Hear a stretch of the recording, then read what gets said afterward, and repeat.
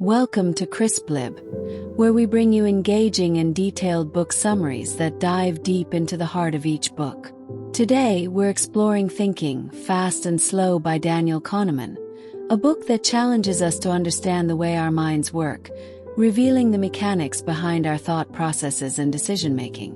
Kahneman, a Nobel Prize-winning psychologist, presents the idea that our brains function using two distinct systems of thinking. The first is System 1, which operates automatically and quickly, with little or no effort.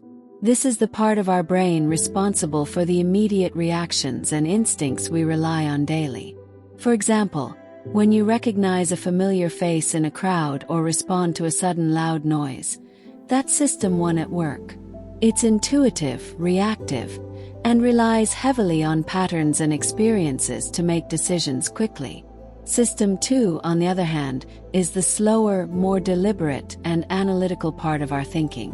This system is engaged when we need to focus, reason, or solve complex problems. Think about the effort it takes to solve a difficult math problem, plan a trip, or make a significant life decision. That's System 2. It requires concentration, and because it's more demanding, it's only activated when necessary. The interaction between these two systems is central to how we navigate the world. While System 1 helps us make quick decisions without much thought, it can also lead us to make mistakes.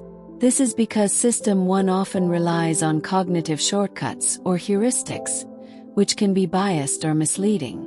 For instance, when we make snap judgments about people based on their appearance, we're using System 1.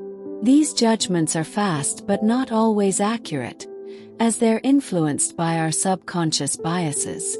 Kahneman goes on to explore several cognitive biases that stem from the reliance on System 1. One such bias is the anchoring effect, where we are overly influenced by the first piece of information we encounter.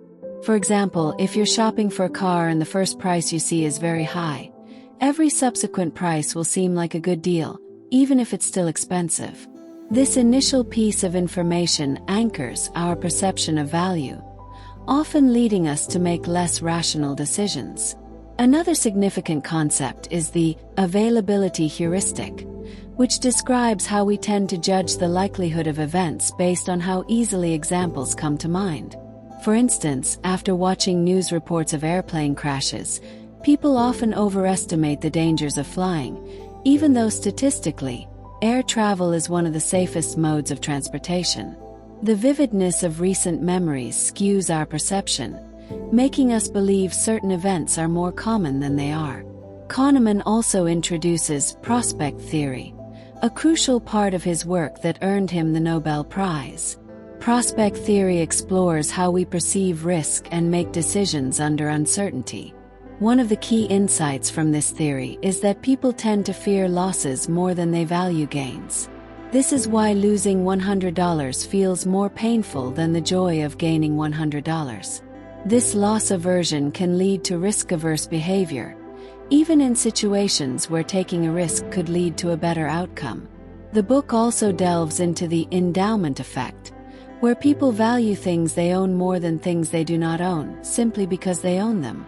This can be seen when someone refuses to sell an item for a price higher than they would pay for it if they didn't own it. Kahneman discusses the overconfidence bias, which is the tendency to be overly confident in our own abilities, knowledge, and predictions. For example, we often believe we understand situations better than we actually do, leading us to make decisions without fully considering all the information. This overconfidence can be dangerous, particularly in areas like finance or leadership, where the stakes are high.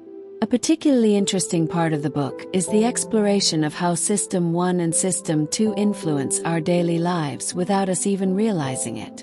For example, when you're tired or distracted, you're more likely to rely on System 1, making quick, intuitive decisions that might not be the best. On the other hand, when you're fully alert and focused, you're more likely to engage System 2, making well-thought-out decisions. Kahneman suggests that while we can't completely avoid the biases and errors of System 1, We can learn to recognize when they're at play and engage System 2 to make better decisions. This awareness can help in all aspects of life, from personal choices to professional decisions. In conclusion, Thinking Fast and Slow is a profound exploration of the human mind, revealing the complexities of our thinking processes and how they shape our lives. By understanding the interplay between our fast, intuitive System 1 and our slow, deliberate System 2, we can make better decisions, avoid common cognitive pitfalls, and lead more mindful lives. Thank you for joining us on this journey through Thinking Fast and Slow. If you found this summary insightful, please like, comment, and share the video. Don't forget to subscribe to CrispLib for more deep dives into thought-provoking books. Let us know in the comments how this book has changed the way you think and make decisions. Until next time, keep questioning, keep learning, and keep exploring the depths of your mind.